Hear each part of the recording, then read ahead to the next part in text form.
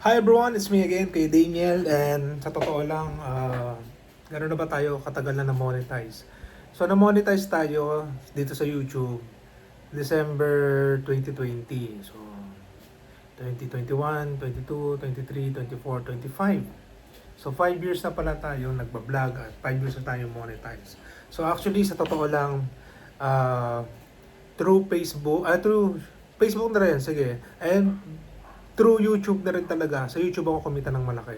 So kumita na tayo ng milyon dito kay YouTube, and may share lang din ako sa inyo kung paano ba maging vlogger dito sa Pilipinas and ano yung mga bagay na makakatulong sa iyo para maging magaling na vlogger. So pasensya na kayo, hindi ako mahilig sa editing. So pakinggan nyo na lang maigi itong uh, speech natin ngayon.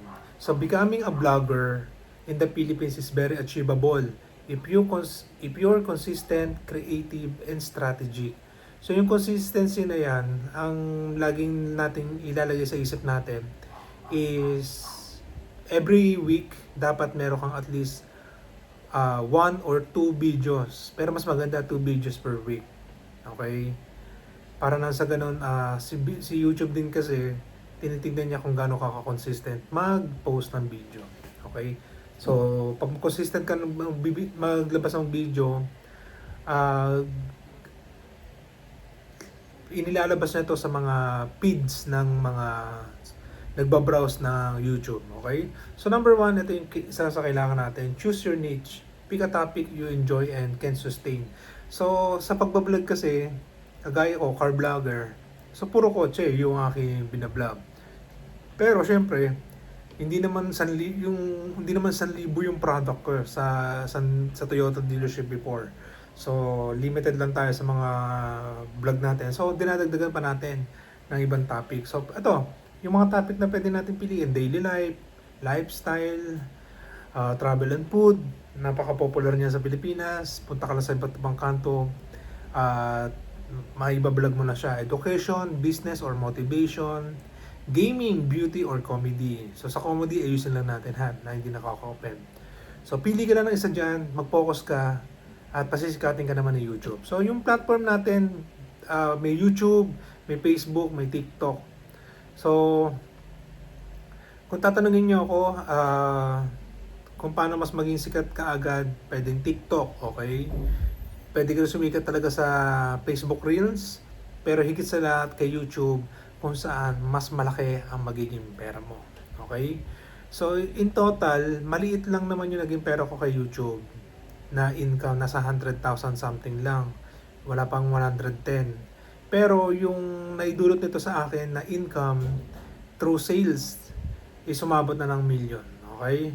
So, hindi naman biglaan yon, accumulated yon. So, number 3, start with what you have. So, sa totoo lang, cellphone lang ang kailangan mo, tsaka wifi. Yung pagkakaroon ng ring light, secondary na naman yan. Hindi mo kailangan madali na magkaroon yan. Pero, maganda na meron ka ding microphone. Mura lang yan, may mabibili na ng 500 pesos something. Okay? Number 4, create relatable Filipino content. So, hanggat maaari, ganito ha. Kung gusto mo sumikat, English ang sasabihin mo. And please have a sense of humor. So, ito nga, number 5. Sabi rito, be consistent. 2 to 4 times a week nga sinasabi rito. Pero kay YouTube, at least 1 to 2 lang. Pwede na yon. So, number 6, pag may ito importante ito, engage with your audience. Pag may nagko-comment, replyan nyo kaagad. Then, number 7, ganda-gandahan yung pag-edit. Ako kasi hindi ako masyadong ma-edit. Kaya may nagsasabi sa akin ang boring ng aking mga videos. Okay? Learn basic editing and branding. Pwede kayong gumamit ng CapCut ang gamit ko. Then Canva naman yung ginagamit ko kay paggagawa ng thumbnail sa YouTube. Simple lang yung gawin nyo. Huwag masyadong eye-catching kasi hindi pa naman tayo sobrang sikat. So, after you did that, sa Facebook kasi, sa YouTube kasi, 1,000 subscribers and 4,000 watch hours. Madali lang ma-achieve yan. So, once you grow, may ma-monetize ka na, magkakaroon ka na ng pera. Okay? So, good luck everyone. So, see you soon.